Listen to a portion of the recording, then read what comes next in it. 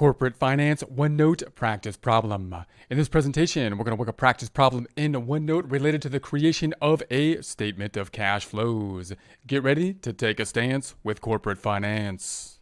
Here we are in OneNote. If you would like to follow along in OneNote, not required to do so, but if you have access to it and would like to, we are in the 238 tab, the Statement of Cash Flows under the Practice Problems section.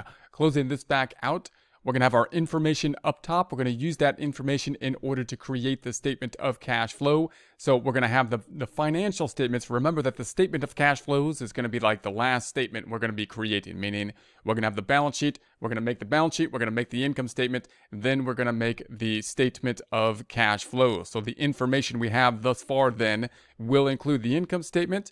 It will include the statement of retained earnings and then the balance sheet. Now, when we consider the balance sheet for the statement of cash flows, we're going to need 2 years of data for the balance sheet. We're going to be needing the prior year and the current year. What we will then do is take this information, we're going to put together a worksheet, and that will simplify the process as we put this information into a worksheet. And then we will take that worksheet in order to create the statement of cash flow. So we're going to take our ending worksheet here, and then we're going to create a statement of cash flows with that ending worksheet. Now, when we go through the statement of cash flows, I highly recommend we will work this problem in a Excel sheet as well. I highly recommend doing this in Excel because it really gives you an idea, a much better understanding of what the statement of cash flows is, what it represents. Remember, when you're thinking about putting together the financial statements, the first two that come to mind, balance sheet, income statement. Balance sheet is as of a point in time. The income statement represents activity over a time frame, has a beginning and an end to it. You need timing in order to account for it. When we go into the statement of cash flows, then we're talking about a timing statement as well. It's kind of like the income statement in that we need a beginning and an end. We need to know what the inflows and cash outflows are for cash for a time frame, a beginning and an end, not as of a point in time, because there's no flow that happens as of a point in time. We need a time frame in order to do that. So you can kind of think of the cash flow statement as being similar to the income statement, and the top part of the cash flow statement, which will be cash flows from operations, will basically take the net income on an indirect method, which is what we'll be using, and convert it to the income or net income on a cash basis, in essence, or what we're going to call net cash flows from operating activities that we will have. So although, though, you can think of basically the cash flow statement as similar to the income statement, because remember on the income statement, which is this one up top, we're measuring the activity that's happening. So the bottom line of the income statement, in essence, is going to be the earnings before taxes, in this case, or I'm sorry, the earnings after taxes, which is basically the net income, the $160,000. That's the performance over time. You would think then that the statement of cash flows would take kind of the income statement and rework it. In other words, why don't we just take the income statement, which is on an accrual basis, and rework it so that revenue, instead of being on an accrual basis, is on a cash basis, and cost of goods sold is on a cash basis, and then we just redo the whole income statement. And we could do that, and that would be the top half of the statement of cash flows then would be reconstructed using what we would call a direct method.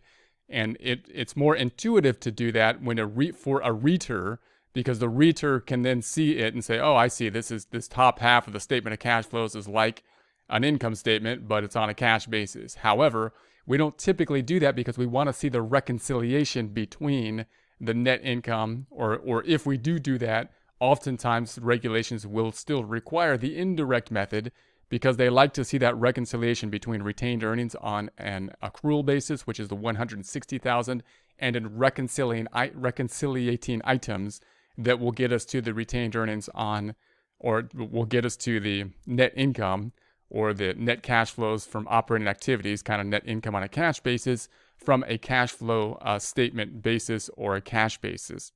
So we're kind of looking at the income statement, an income statement type of account. But the funny thing is that we're going to get there by usually comparing the balance sheet totals. So we're going to be comparing, in essence, the balance sheet totals. Why would that be? Well, on the balance sheet, you got the beginning or last year's balance sheet and this year's balance sheet. So last year's balance sheet is where we stood as of the end of last year, 12/31. Let's say it's the 12/31 year end. As of December 31st last year, This year's balance sheet tells us where we stand at this point in time.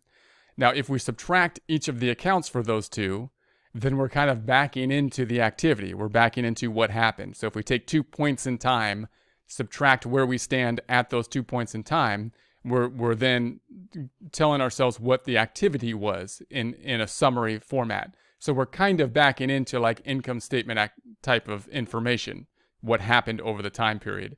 And so if we do it that way, it's beneficial to us because the balance sheet is in balance in the beginning and end, and therefore if we take the difference between them, the result will be something in balance, and that'll kind of help us to construct then the statement of cash flows.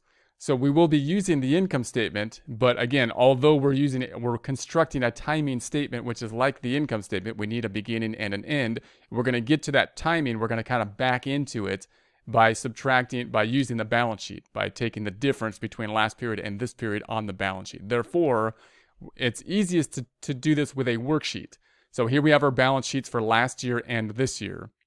So we could just add another column here and subtract everything out. However, this is kind of a tedious worksheet to use because we have all this added information. I don't really need like assets and current assets, and I don't need the totals down here, total current assets and the property, plants, and equipment. This thing's a lot longer than it needs to be. Plus, we have these different columns that we're having here that are breaking out things in different columns. So if I just add another column and try to subtract everything out, I get confused with all that kind of stuff.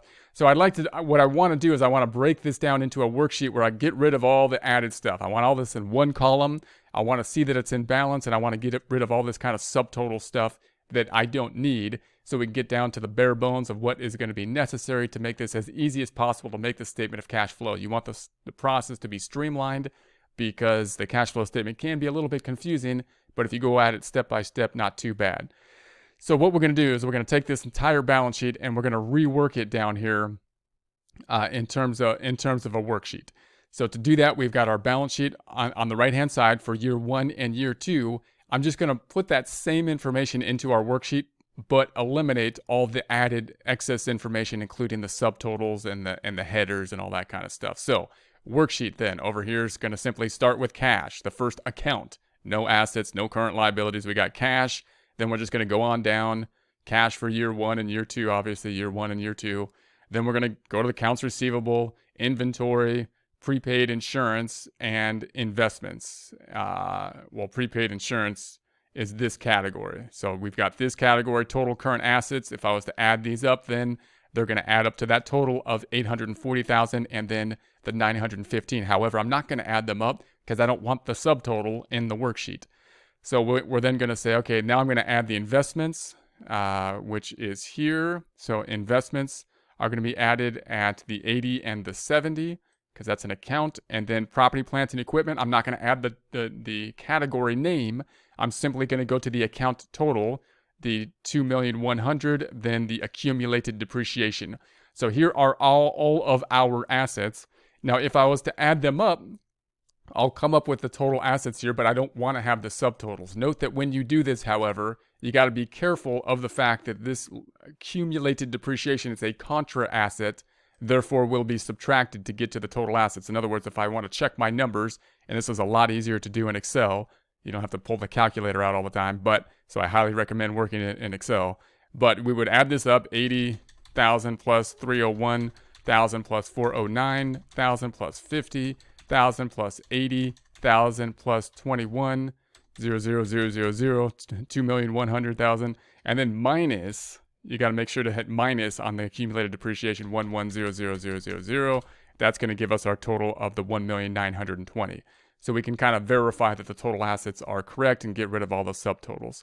Then we got the liabilities. Again, I'm not going to have this subtotal or the category name of liabilities. I'm not going to put in current liabilities. I'm going to go right to the accounts payable, and then notes payable, and then accrued expenses. Once again, if I was to add them up, I can check my numbers. I'm going to make all the liabilities yellow in our worksheet just to indicate those more easily. So I guess that's orange, yellow or orange. 260,000. They're related colors, right? And then 400,000 plus 70,000.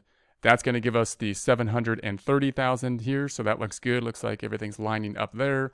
And then we're going to be picking up the bonds payable, which is a long-term liability at the 70,000. Again, no subcategorization for the long-term liabilities and so on. And then the preferred stock, we're not going to have the subtotal or the total liabilities categorized here or the category name of the stockholder's equity, but go right to the preferred stock. And then the common stock, the capital, paid in capital, and the retained earnings. So we just got the bare bones. This is kind of like a trial balance in essence, except you don't see the debits and credits here. If you're working in accounting, we'll keep the debits and credits out of this. So don't confuse anyone that doesn't want to see. We don't need them right now, but they can be useful, but we'll do it without it here. So then if we added up the total assets, all the green accounts up top, we would get to this amount. Remember that we'd have to subtract out the accumulated depreciation as we saw to make that work. So that's a common error because it's a contra asset account. It makes the assets go down. And then we got the liabilities, which would be the sum of the orange numbers. Then we've got the equity, which would be the sum of all the blue numbers. And then if we were to take the liabilities and equity, it would equal the assets. So this little worksheet down below proves to us that we are in balance. We still have something in balance. Assets equal liabilities plus equity. Once we have this worksheet side by side, then we can add the difference column much more easily. Because if I just tack it on over here, then we got the two columns and you got all that funny stuff going on, subcategories and rows that aren't going to be there when you have when you take the difference. Now we can take the difference with just the account. So now we're going to add another column to the worksheet. Same worksheet. We're just going to add the difference column. So we're going to say, all right, this is what it was in year 2. 100,000 minus what it was last time. That means cash went up by 20,000, right? And then accounts receivables at 355. Last time it was at 301. It went up by 54,000. Inventories at 430. Last time it was 409. It went up by 21,000. The prepaid insurance is at 30,000. It was at 50,000. It went down by 20,000. 70,000 to 80,000. The inventory investments went down by 10,000. The equipment went down by 300,000. Accumulated depreciation went up. I'm sorry, the equipment went up by 300,000. The accumulated depreciation went up by 50. Accounts payable, the liability went up by 185. No change in the notes payable. Accrued expenses went down by 20. The bonds payable went up by 50, and no change in the equity. That's kind of common. Because note that the common stock and the preferred stock, typically we issue that from the company as the initial ownership, but then we only do that every so often. We don't do that all the time. It's when we need investment. Now, you might be thinking, hey, stocks are trading all the time. Doesn't that mean that the company's issuing stocks all the time because they're always buying and selling things on the stock exchange? No, because the company issued the stocks, and once they're out in the market, then the market will be buying and selling them amongst themselves. Why can they do that? Because they're all standardized units. The fact that they're standardized units allows the stock exchange to trade things very easily. You can't do that with a partnership interest very easily because they're not the same. You got to figure, well, what is this? You got a 60% ownership interest in this, but I don't know what that means but with the stocks, they're all the same. So once you find out what one unit is worth, you can trade it. So most of the trading going on then is not being issued from the company. It's stocks that's being traded that had already been issued and now is on the market. So then if we take our difference calculation, if I was to add up this row, we had something that was in balance before, or last year was in balance, this year was in balance. In other words, assets equal liabilities plus equity. Therefore, if I take the difference between these items, adding them up, either adding up the green items, making sure to subtract out the accumulated depreciation, or taking the difference between these two numbers, which of course would be the 2235000 minus the 1920000, we get the 315. And if we do that all the way down, we're going to get a difference that is in balance. So now our difference basically down here is in balance. Our liabilities and equity, the difference between them is equal to the assets. So now what we're going to do is we're going to use this column of our worksheet, the difference column, to kind of back into the cash flow information. If I find a home then, in essence, for every number in the difference column, then the thing has to work. So the way we're gonna do that is we're gonna find a home for everything except cash, and therefore the bottom line, or close to the bottom line of our statement, the change in cash will be the bottom at the 20,000. Because if I add up everything except the 20,000, or if I was to go the right way, we'll talk about that in a second. Then the difference would be, the 20,000. So in other words, if I was to go down here and do our little proof, if I took all of the assets not including cash, so in other words, if I add up all the assets, this plus or minus this plus this, and then minus the accumulated depreciation, let's just do it real quick on the. So we'll start here and not including the cash. So we're going to start at the 54,000. We'll say 54,000 plus 21,000 minus 20,000 minus the 10,000 plus 300,000, and then minus, because this is a contra asset, the 50,000. So remember, the contra asset confuses things.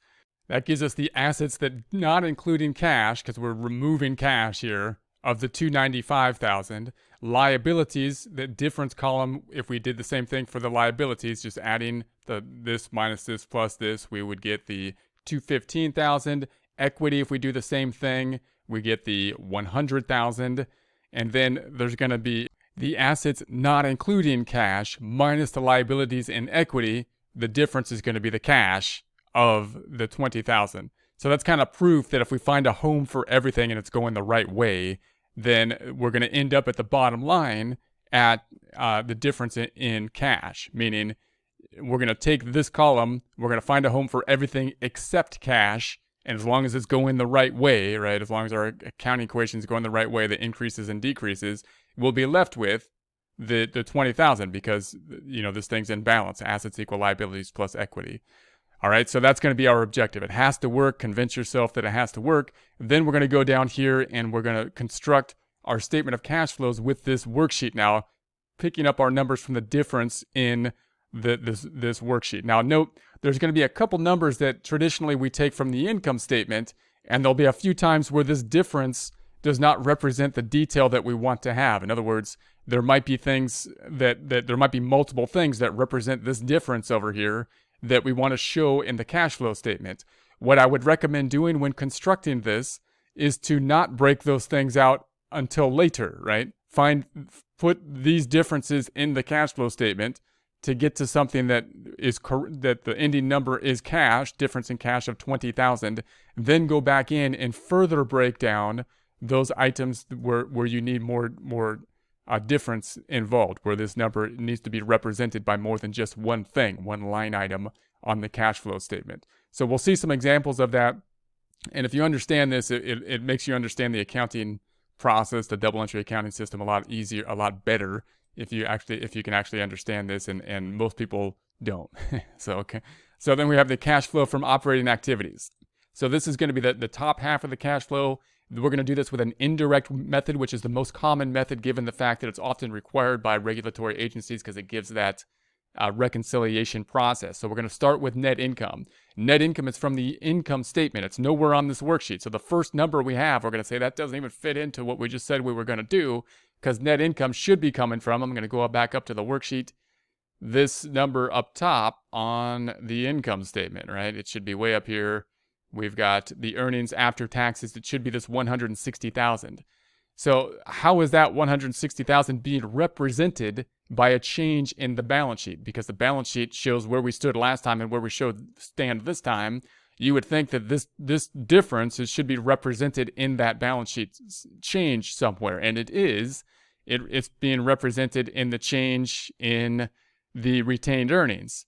But the retained earnings is only 100,000. That doesn't represent the entire change. It's 160. It should be. So where's the other component of it? The other component is going to be dividends. So it's going to be the dividends that went out.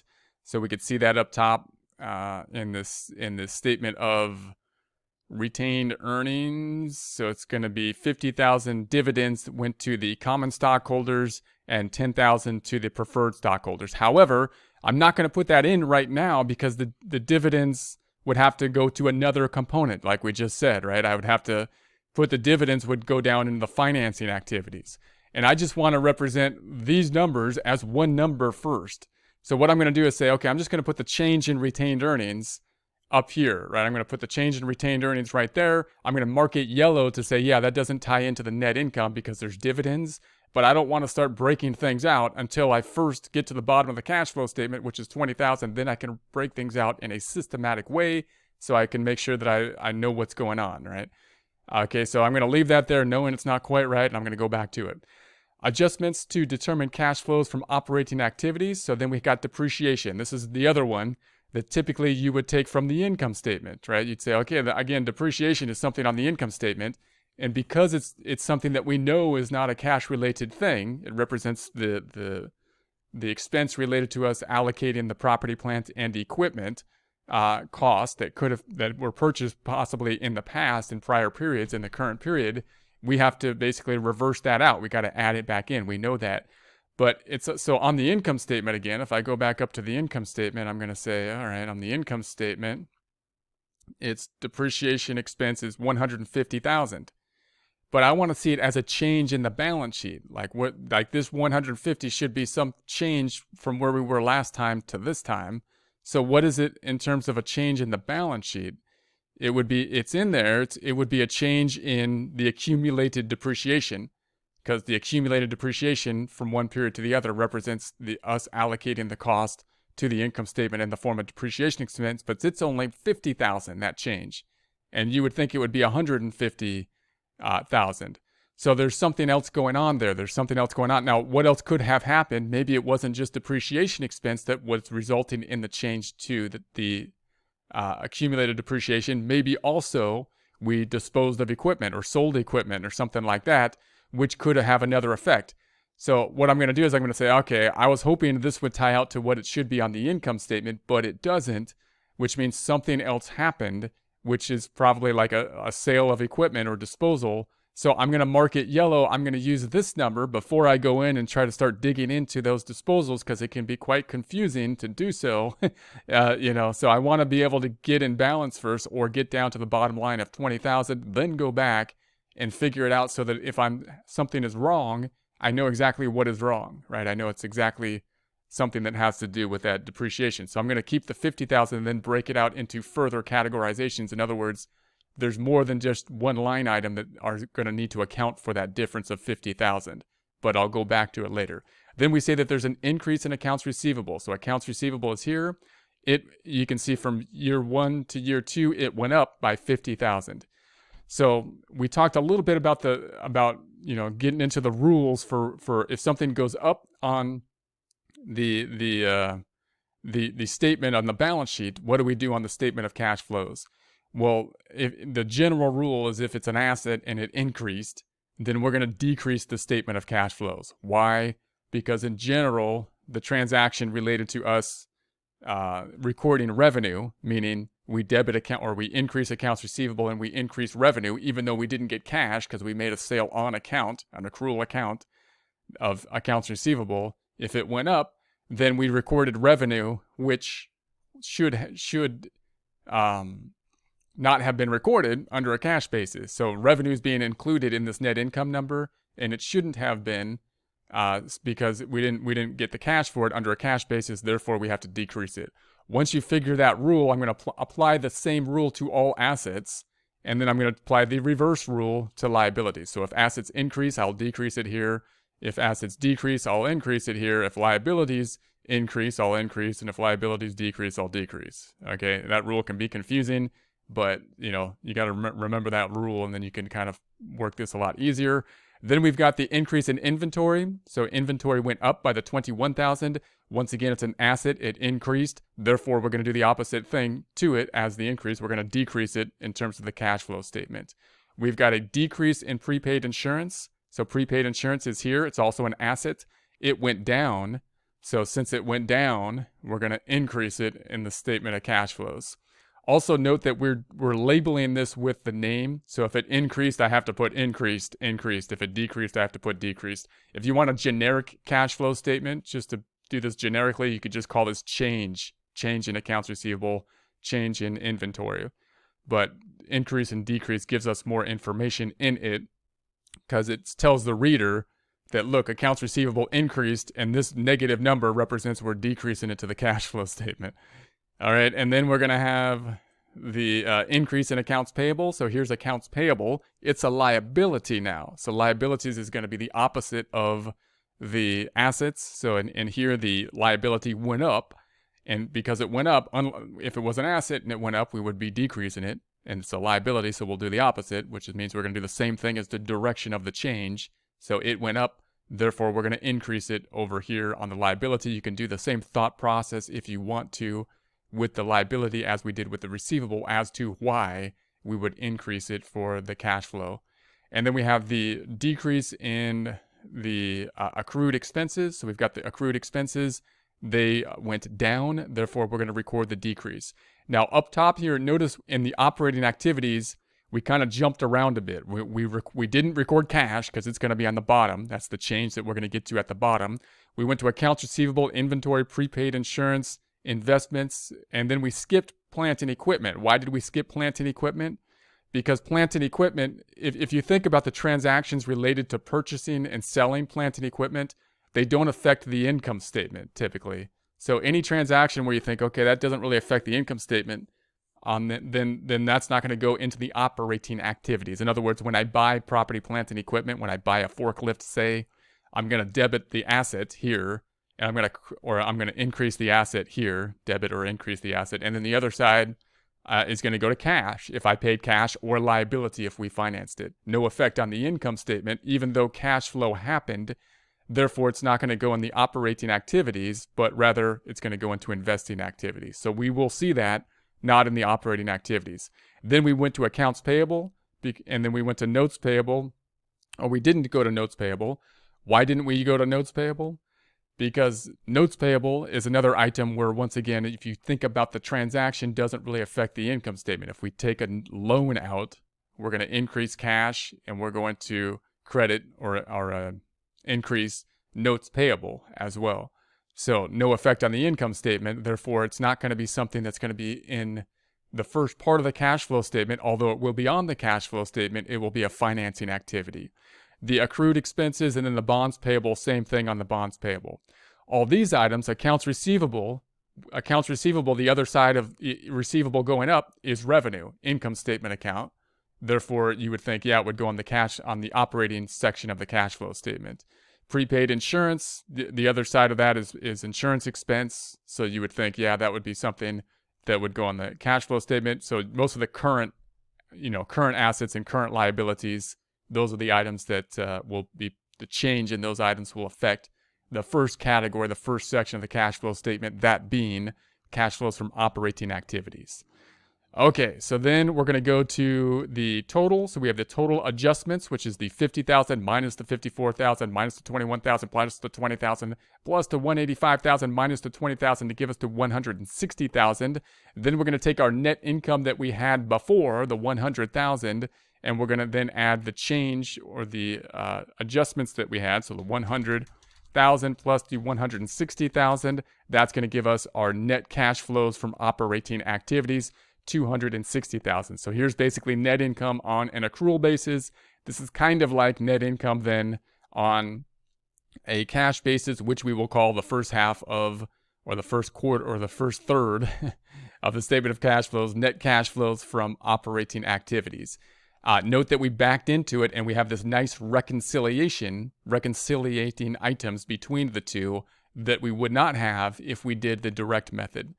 Okay, then we're going to go down to the net. This should be just cash flows from investing activities. Net is going to be the bottom line. So cash flows from investing activities is the next category. So investing activities, the main thing, so one, we have the investments here. So we have these investments that we had investments in, and the change in the investments, same kind of thing as we did up top. It was an asset. The investments went down. Therefore, we're going to increase them in the cash flow statement. Why? Because you would think, obviously, if the investments went down, we'd sold the investments, you would think, and cash would then go up unless something else kind of happened. We might have a gain or something or a loss that would be involved, but it would be on the income statement. and that's not included at this time. We don't see a gain or loss in the income statement, so not at this point. So there we have the investment, and then we've got the increase in plant and equipment. So this is the one that kind of confuses people. This used to confuse me when I was, first going over this, because when you think about investments, you can use that word in different ways. So if you're an individual, you think of investments in a narrow sense as basically investing in things like stocks and bonds. But you can also think of an investment as anything you're purchasing that's going to help you in the future. Obviously, like a house is an investment in that sense. For the company, remember that everything that money is spent on is to generate basically revenue, either revenue in the current time period or revenue in the future. So long-term investments, property, plant, and equipment, are investments in that sense, in that we're putting money into these things in order to help generate revenue in the future as opposed to the revenue now. Therefore, purchases and sales of long-term property, plant, and equipment, depreciable assets, fixed assets, whatever you want to call them, will be in the investments section. So if we look at the property, plant, and equipment, we could see that it went up by $300,000. And if we follow then our general rule, the general rule being that it's an asset, went up, therefore we're going to decrease it here, which would make sense because if it went up, that would mean that if property, plant, and equipment went up, you would think we bought property, plant, and equipment, which means that cash would go down. Now, does cash necessarily have to go down? No, because we could have financed it, and this change here could involve something else going on as well, because we could have had other transactions like sales taking place. So I'm going to see this number, and I know something else happened in this particular case, other than us just purchasing property, plants, and equipment for cash, due to the fact that depreciation, the change in accumulated depreciation, doesn't line up to what's on the income statement, resulting in us marking that one as well, which would represent probably that we had a sale or disposal of property, plant, and equipment. So I'd have to go through the GL once again, the general ledger, and see, okay, what transactions happened with property, plant, and equipment? Did we finance the purchase, and or did we make any sales? So we'll take a look at that, but I'm not going to do that till later. That's going to get confusing. And again, once I do that, I'll have to be breaking this change, this $300,000, out into multiple different line items, which gets confusing. Before I get confusing about it, I want to line up and make sure the bottom line ties out to the $20,000. Then I can go back in and adjust this $300,000 out to multiple line items in such a way that I know it will be that same change. It'll be the same change before. And so I want to make sure I get to the 20,000 before I do it. So I'm going to make it yellow once again and then go back to it. That gives us the net cash flows from investing activities, the 10 and the 300. That's the second third. Notice that the first third is like a lot longer than a third, the operating activities for a normal cash flow statement. That's where, even though it's one of three sections of the cash flow statement, it's really more like 3/3. It's more like at least half of the cash flow statement in length, because that's where most of the activity will be taking place. But now that's the third portion. Then the next portion is going to be cash flows from financing activities. Cash flows from financing activities, including things like taking out loans and issuing bonds. So we have an increase in bonds payable. Bonds payable means we issued the bonds, and that means that we got money. It's kind of like taking out a loan. We promise, but it's like, instead of taking it out from the bank, we issued bonds, and then we have to pay back the bonds which is basically a promise to pay. So that means that it's a liability, right? It's a liability, and it went up. So we're going to follow our same rule in liabilities, which is the opposite of the cash. We're going to increase it. So if bonds went up, if a payable went up, if a liability went up, that would mean we issued more bonds. That means we would think we issued bonds for money. You'd think cash would then be going up because we issued bonds in order to receive cash, and then we're going to have to pay back those bonds payable in the future. Then we're going to have the preferred stock dividends and the common stock dividends. Now, I haven't included those yet, but I marked those off. I'm going to put those in place because I know I have those. I just know that I'm just going to put a placeholder for them now. Why do I know I have them? Because I know that net income didn't tie out. The change in retained earnings was $100,000, and it was $160,000 on the net income. And the difference I already saw was due to the preferred stock and the common stock dividends. But I didn't want to break this one line item into 3 lines on the cash flow statement until first I find a home for these amounts, which will then, I know, will be easier for me to verify that I tie into the change of 20,000. Then I'm going to go back in and break out this to 160,000 and put in the proper amounts paid here, which was the 50 and the 10, I believe, or 10 and the 50 for the preferred stock and the common stock. So that's going to give us the cash flows from financing activity of the 50,000.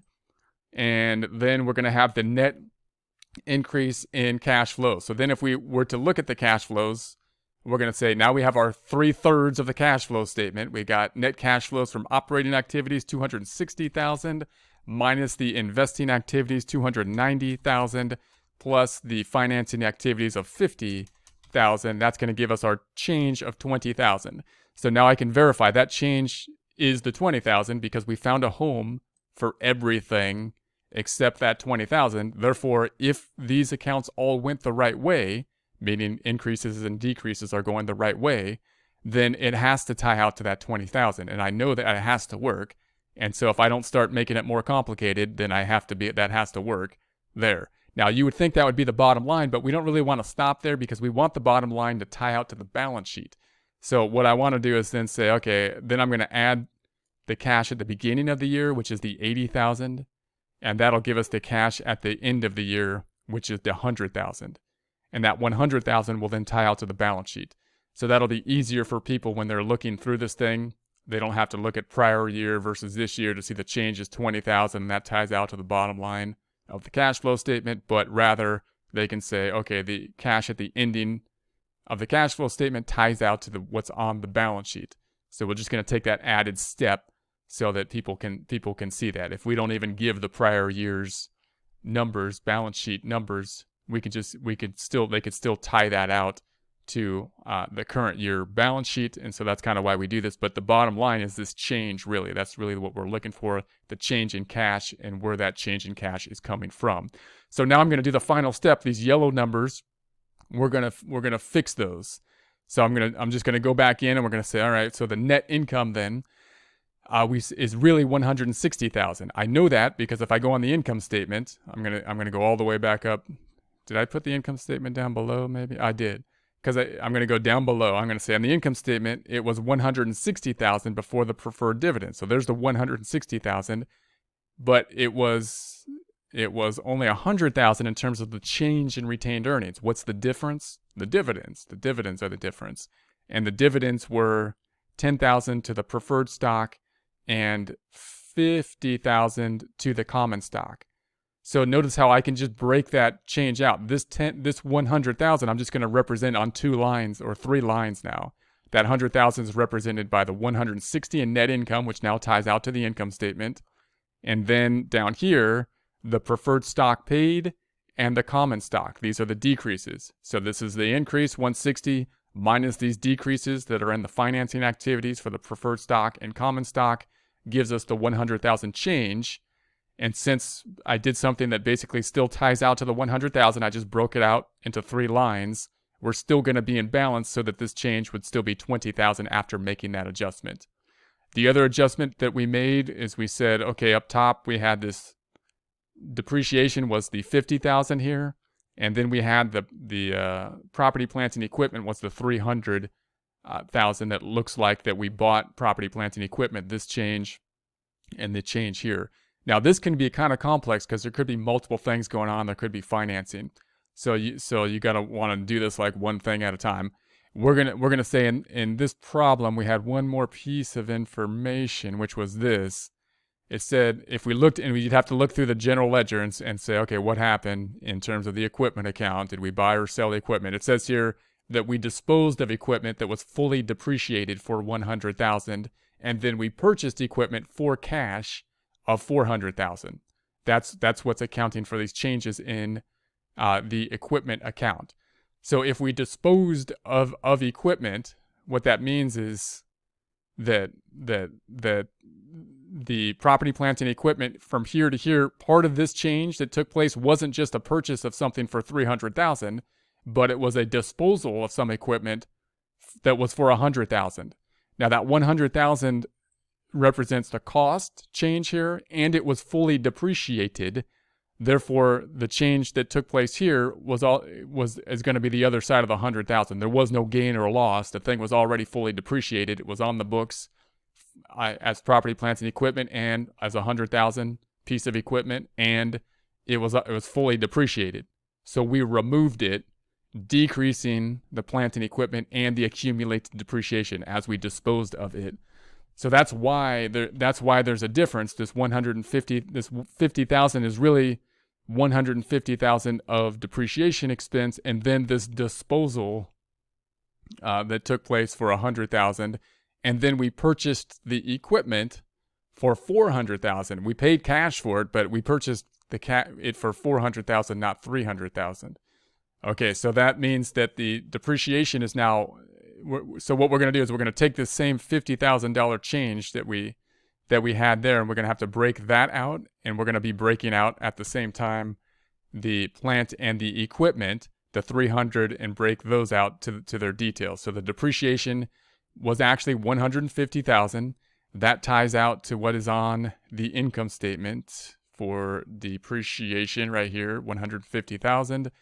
And then we're going to record the increase in the plant and equipment that we purchased, because we purchased it, but we paid 400,000 for it, not 300,000. So we paid the 400,000, and that's going to be the change that we make to adjust these. So now these are properly made, and again, that change can be a little complex, but if we break it out properly, it has to work. Therefore, if we were in balance before, the 20,000 change was in balance before, we should be able to break that change out, that one line item, those two line items out in such a way that we'll still be in balance, even if it's complex, even if we have more transactions going on than that.